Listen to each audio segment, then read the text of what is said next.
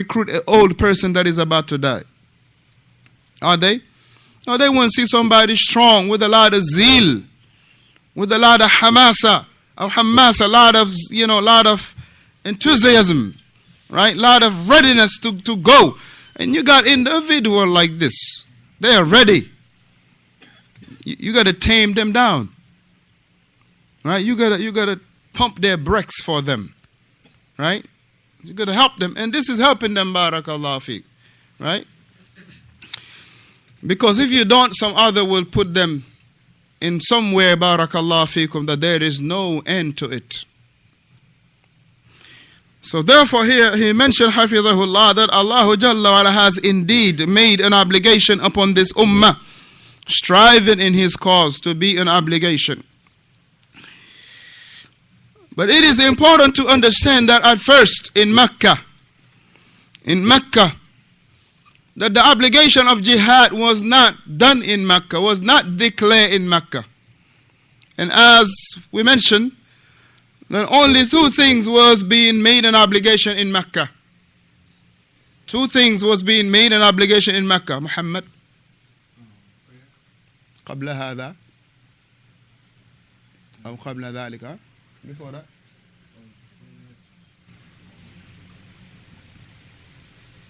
What was made an obligation before Salah? Ahsanta, at-Tawheed. Very good. The Tawheed was the first obligation in Mecca before As-Salah. Ahsanta. Right? To single out Allah Jalla Ala in worship. This was the first obligation. This was the first obligation, barakallahu fikum. And when was the Salah made an obligation? Give me all the timing that the scholars mention about when was it made.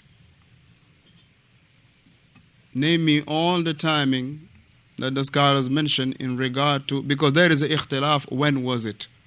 Even though the qawlul rajih is this, but you have few more timing frame that was given. But amma the consensus of the makan of meaning the place where the fardiyat as-salah, the obligation of the salah was declared, there is no khilaf in that, which was in Mecca. But now the issue is when. If you got all the numbers, please. But if you're gambling, I don't want to hear it. Qawlul Rajih, please. Qawlul Rajih, I will say the 10th. Right? The 10th after the bi'thah. The 10th after the bi'thah. Meaning 10 years after the Prophet ﷺ was made a prophet and a messenger. So meaning 3 years before the hijrah. 3 years before the hijrah. وَصَلَّى فِي الْمَكَّةِ ثَلَاثَ سِنِينَ. That he prayed in Mecca 3 years. Now, the other dates. The other dates. Muhammad.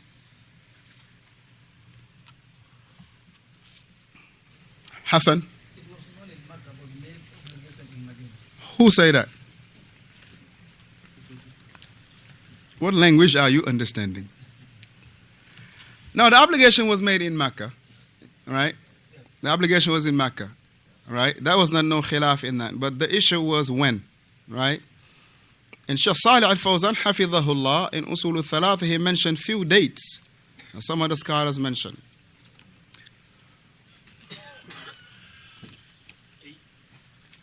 Huh? Some say 8. Some say 8, okay.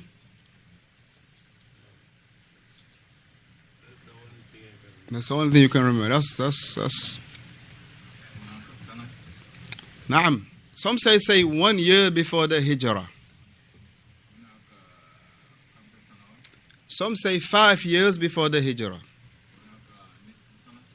Some say half of the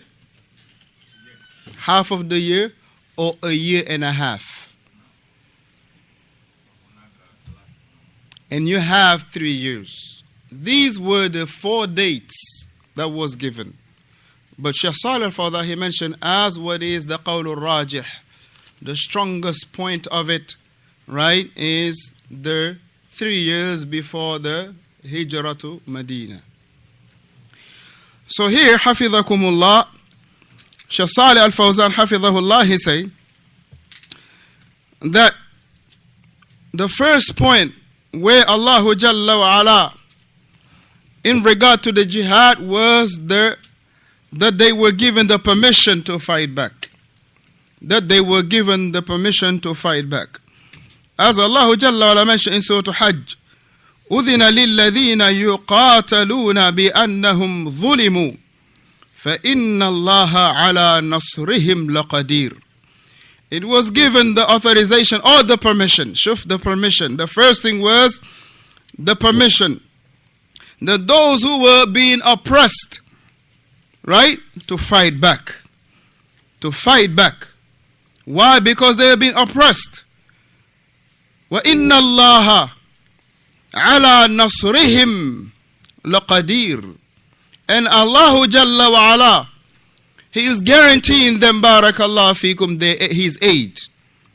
That Allah subhanahu wa ta'ala, He is the one that has all the aid, and He guarantees their aid. He has all possibility in aiding them. Now this was the first one, that it was being what? It was being made permissible for them to fight. But after that, Allah Jalla wa Ala, He amarahum biqitali man qatalahum, fighting those who are fighting them, but with the condition that they will not transgress. You only fight those who are fighting you, but you don't transgress. وَقَاتِلُوا فِي سَبِيلِ اللَّهِ الَّذِينَ يُقَاتِلُونَكُمْ وَلَا تَعْتَدُّوا إِنَّ اللَّهَ لَا يُحِبُّ الْمُعْتَدِينَ. Fight in the cause of Allah. الَّذِينَ يُقَاتِلُونَكُمْ, those who are fighting you. وَلَا تَعْتَدُوا, وَلَا تَعْتَدُوا, right? وَلَا تَعْتَدُوا, and do not transgress. وَلَا تَعْتَدُوا, do not transgress. For indeed Allahu Jalla wa Ala, لَا يُحِبُّ الْمُعْتَدِينَ. Allahu Jalla wa Ala does not love the aggressors. Those who, barakallahu fikum, they are from the aggressors.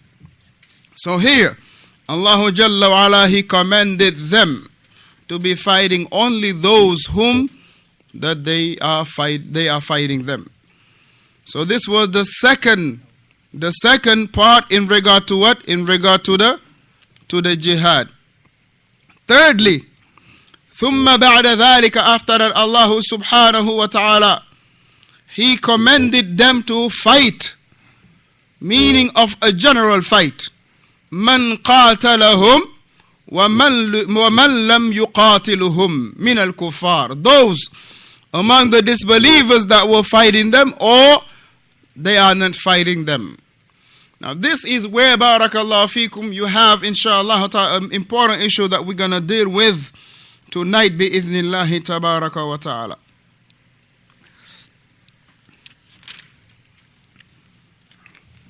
Which is number one.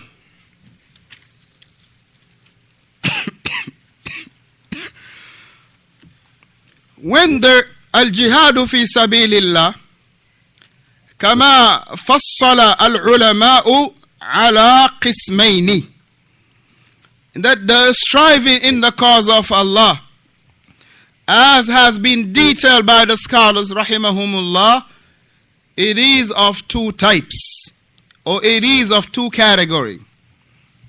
Striving in the cause of Allah, it is of two categories.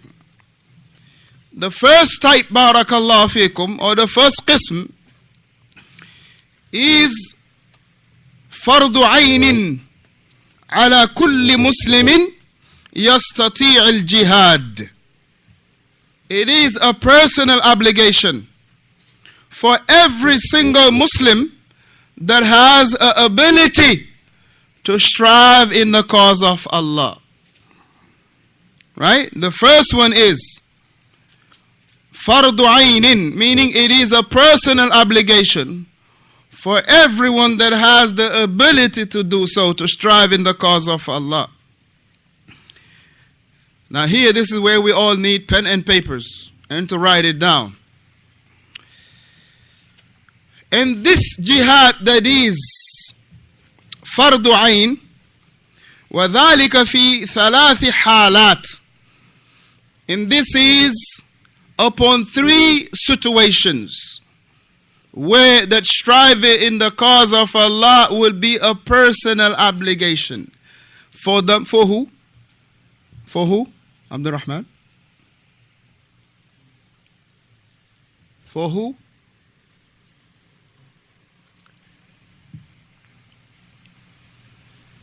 It is a personal obligation. For who? Soleh Mustafa?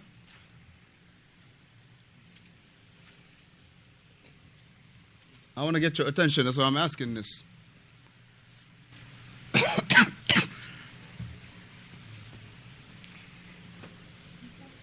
What people?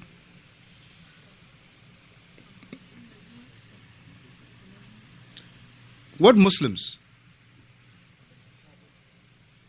What Muslims? Thank you. Barakallah fiqh. At least somebody is listening.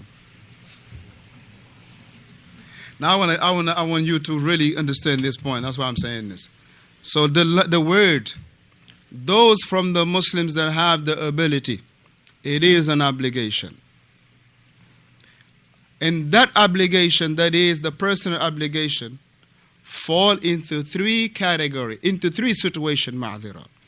Three situations. Striving in the cause of Allah, al-jihad, fi sabilillah, striving in the cause of Allah. As the ulama has detailed it, it is of two types. The first type is the personal obligation. A personal obligation is an obligation that if you do it, the responsibility is removed from you. If you don't do it, the responsibility is still in you. For instance, example. Give me an example. Something, it is a fardu ayn, right? Now this is the same thing we hear.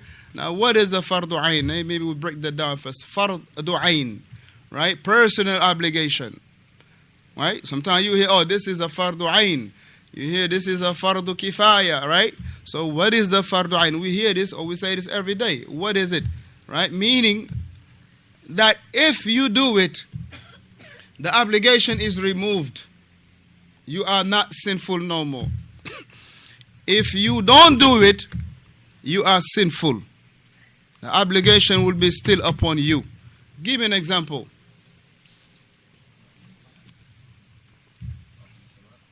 Tayyib, the salah, barakallah fiqh. It is not for you to say, oh, the masjid they pray, so I'm good. They established the jama'ah at the masjid, so I ain't got to pray. Why? Because the salah was established at the masjid. La. It's a personal obligation. You have to establish that. Another one, Abdul Rahman. Right, establishing the Hajj, it's a personal obligation if you qualify for that obligation, if you meet all the conditions and the requirement. Now, Abu Mansur. Very good, fasting. If a person is from the people of fasting, right, he has to establish that fasting. If not, don't say, oh, my father fasted all his life, or the Shaykh.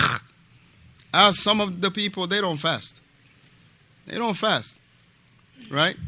And like I was saying yesterday, we have to have a little bit of zeal in regard to our religion, a little bit of jealousy in regard to our jealousy. How in the world a person will deliberately not fast? And they say that they are cooking or they are serving tea or whatever, coffee for the fasting people on the streets. And they run around with them small cups and, for people to put money in it so they can make coffee. This is not permissible for the person, the Sunnah, to aid those individuals. because they will think that what they upon is virtuous.